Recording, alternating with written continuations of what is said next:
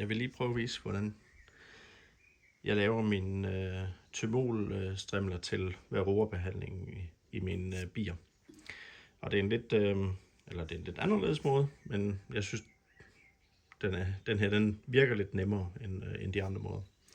Det vil jeg gøre, at jeg tager min svampe her, klipper den op i sådan cirka 5 cm strimler, så jeg har sådan cirka 5 gange 15, eller hvad nu længden er på de her svampe her.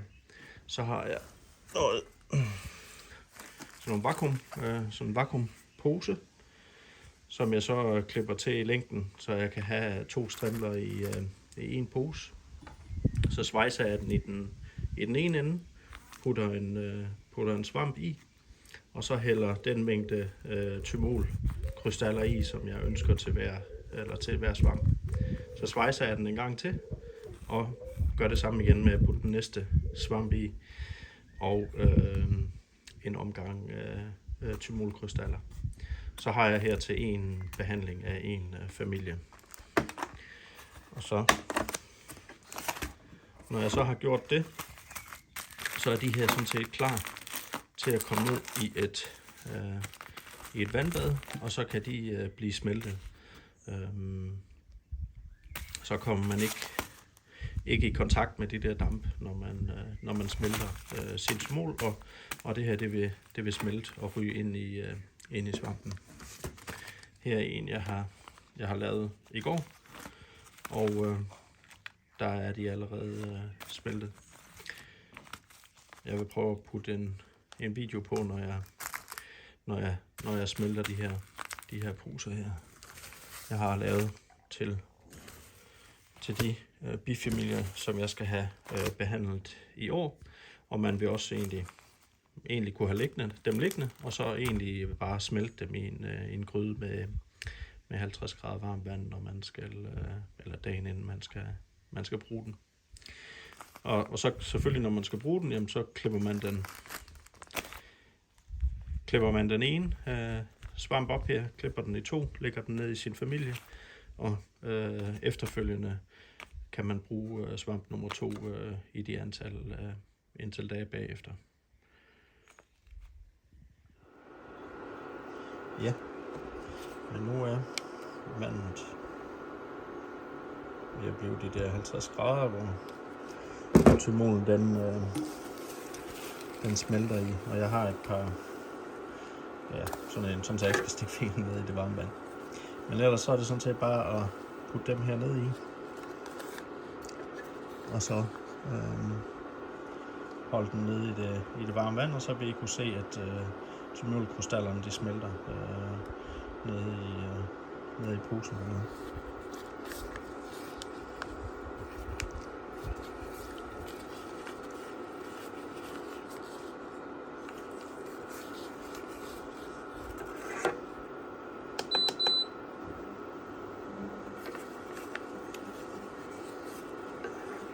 Så skal give lidt mere varme her.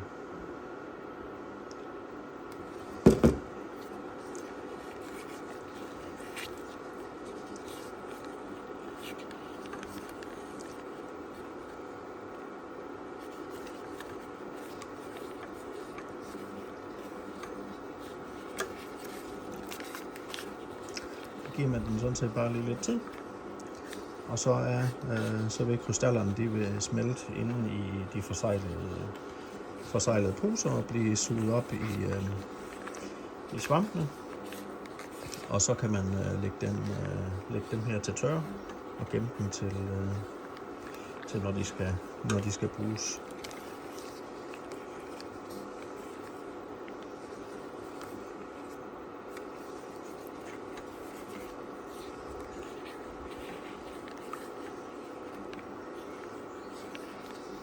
Så det her det var lige første gang, så skal vandet lige være varmt nok til at smelte dem.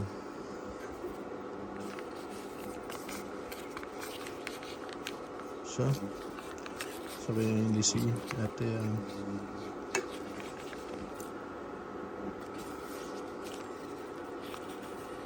lidt mere der.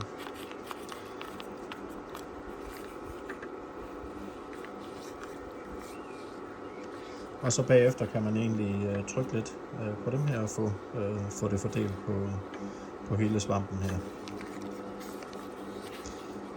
Når man tager den op af vandet. Og jeg selvfølgelig, inden jeg har puttet dem i, så har jeg tjekket, at de er sådan luft tætte, så de jo egentlig, så de ikke, at der er hul i, når der kommer vand ind i.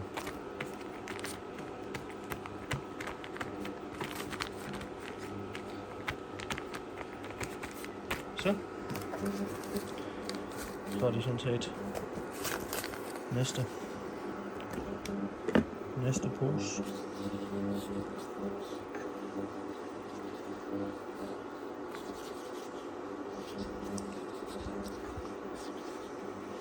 Jeg synes selv, metoden her, den er sådan set rimelig simpel, og man kommer ikke lige sådan i samme kontakt med dampen, som hvis man smelter tymolen og skal suge op i en sprøjte, og så sprøjte det ud over de her svampe her, som jeg har set andre gøre på nettet. Så det her, det var min simple metode til, hvordan det kan gøres, eller hvordan det også kan gøres.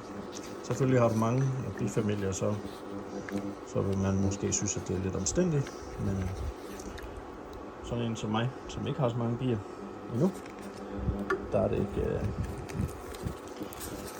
ikke helt det store problem, det her. Der synes jeg faktisk, det er ret godt. Yes. Held og lykke med jeres varroabehandling.